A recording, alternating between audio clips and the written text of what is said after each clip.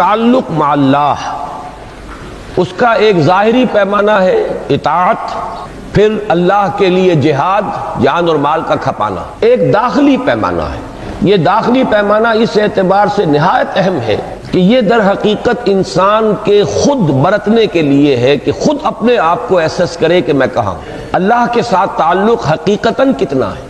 اس لیے کہ یہ دونوں خطرات موجود ہیں، اچھی طرح سمجھ لیجئے کہ ایک شخص بھاگ دوڑ بھی کر رہا ہے، محنت بھی کر رہا ہے، شریعت پر عمل بھی کر رہا ہے، لیکن یہ سب یا عادتاً ہو رہا ہو یا خدا نہ خواستہ ریا اور سمعہ کے تحت ہو رہا ہو، دکھانے کے لیے، سنانے کے لیے۔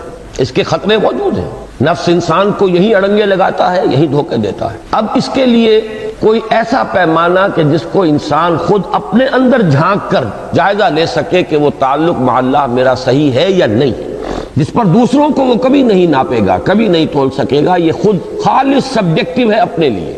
اور وہ دو چیزیں ہیں، نمبر ایک تسلیم و رضا کی کیفیت، نمبر دو توکل علی اللہ کی کیفیت۔ جو کچھ بیت رہا ہے، آ رہا ہے، اس میں لاکھوں وسائل ہوں گے، درمیان میں اسباب ہوں گے، سلسلہ اسباب ہوگا، لیکن ایمان کا تقاضا یہ ہے کہ مسبب الاسباب اللہ ہے، جو آ رہا ہے اللہ کی طرف سے آ رہا ہے۔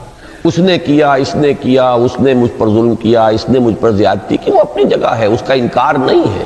قانونی سطح پر قصاص بھی ہے، سب کچھ ہے، مقدمہ بھی ہے، سب کچھ کیجئے، لیکن ایک باطنی ایلیمنٹ یہ ہو کہ یہ سب کچھ من جانب اللہ ہے، اور اس پر کوئی پروٹیسٹ انسان اپنے اندر محسوس نہ کرے۔ سر تسلیم خم ہے جو مزاج یار میں، ایک اطمینان، اسی کو نفس مطمئنہ کہا گیا ہے۔ انتقام بھی لے رہا ہو تو اصلاح معاشرہ کی نیت سے لے رہا ہو کہ وَلَكُمْ فِي الْقِصَاصِ حَيَاةٌ يَا أُولِي الْأَلْبَابِ۔ باطن میں، ذہن میں، دل میں فاصلہ رہ ہی نہ جائے اللہ کے اور اپنے مابین، میں ہوں اور میرا رب ہے۔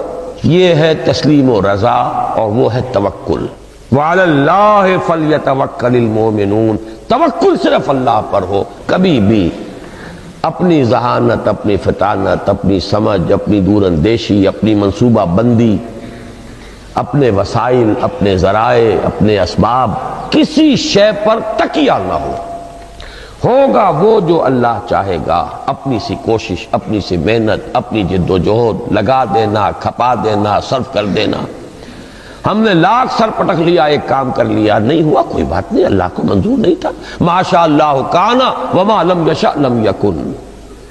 جو اللہ نے چاہا ہو گیا، جو اسے منظور نہیں تھا وہ ہونے والا ہی نہیں تھا، کوئی پرواہ نہیں۔ ہمارے رب کا فیصلہ ہے، ہم اسے قبول کرتے ہیں۔